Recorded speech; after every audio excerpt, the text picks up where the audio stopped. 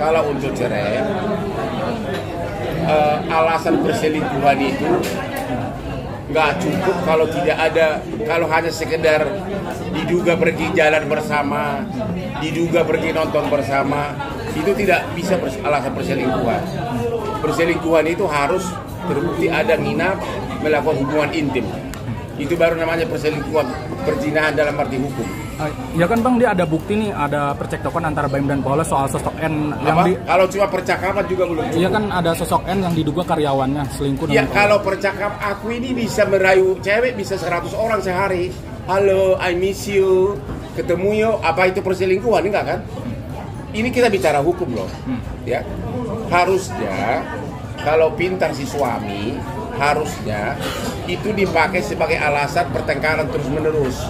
Ya kan, akibat pertengkaran terus menerus kan di undang-undang itu kan alat perceraian kan pertengkaran terus menerus itu dipakai sebagai alasan. Kalau hanya mengatakan ada perselingkuhan, berat pembuktiannya. Tapi abang udah pernah bertemu dengan Baim Bong nggak sih Bang? Udah bertemu Baim Bong, sosoknya gimana sih Bang? Apakah yang banyak yang bilang dia gua nggak begitu dekat sama dia. Aku dekatnya sama Om Raffi. Tapi kan dia punya bukti Bang, bukti kuat soal data. Saya udah bilang perselingkuhan itu susah pembuktiannya. Kalau hanya dugaan juga, apalagi kalau selingkuhnya sama Hotman nggak akan bisa dibuktikan. Kan gua jago nutupinnya. Tapi perceraiannya apakah akan dikabulkan Bang? Apa? Perceraiannya apakah akan dikabulkan nantinya? Maka gini loh, hakim hanya bisa mengabulkan perceraian satu kalau pertengkaran terus menerus. Ya, kedua tidak memberikan nafkah material dan imaterial. Ketiga itu tadi kalau ada perzinahan. Ketiga kalau melakukan tidak pidana. Kalau perselingkuhan karena dianggap ada hubungan khusus, dari segi hukum itu belum ada bukti bahwa itu selingkuh. Bukti percakapan sehari-hari, pengertian di luar pengadilan sama di pengadilan beda. Jadi kan? Tapi kalau kita baru nonton bersama, aku sering sama dia begini, apa ini selingkuh lah kan? Tapi kan Paulanya diem aja nih Bang. Baim Paulanya diem aja. Sedangkan pihak Baim udah berkoar-koar. Kalau bisa membuktikan kalau Paula itu berselingkuh dengan karyawannya, diduga Bang. Kalau sekali lagi mengenai kasusnya saya nggak ngerti. Tapi untuk membuktikan perselingkuhan nggak bisa hanya sekedar karena melihat berdua nonton, melihat berdua lagi makan, nggak bisa. Tapi cukup. Apakah Paula nantinya bisa menuntut balik atas pencemaran nama baik Bang? Kalau misalnya memang tidak terbukti bisa gugat balik pencemaran nama baik. Ya. Saran buat keduanya apa Bang? Ini saran buat keduanya apa Bang? Ini kan ramai banget. Ya, kalau memang sudah tidak ada kecocokan, ya udah berpisah aja baik-baik.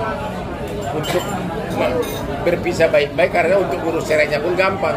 Caranya begini, bilang aja sudah tidak cocok, pertengkar terus menerus, ya udah. Kan menurut undang-undang kan pertengkar terus menerus adalah alasan perceraian. Setelah saya bikin habis itu dapat pasangan baru, banyak pasangan baru seperti ini tinggal kan. Jangan saling menjelek, ini jago nih.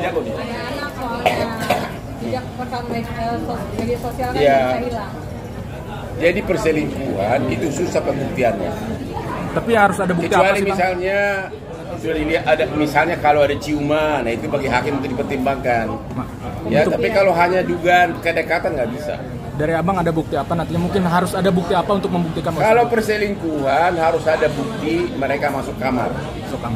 Terus kedua ada pembuktian mereka melakukan hubungan intim. Itu susah pembuktiannya. Perzinahan itu paling susah pembuktiannya. Kalau zaman Belanda dipakai alasan kalau di kamar ada dari segi jurisprudensi, kalau di satu kamar hanya ada satu tempat tidur itu dianggap sebagai bukti permulaan selingkuh. Tapi itu sudah ditinggalkan ini. Orang berselingkuh sambil berdiri juga bisa kok, ya nggak? Tanpa ada tempat tidur. Ini sih di sopan. Ini di sopan itu. Gak usah jangan, mungkin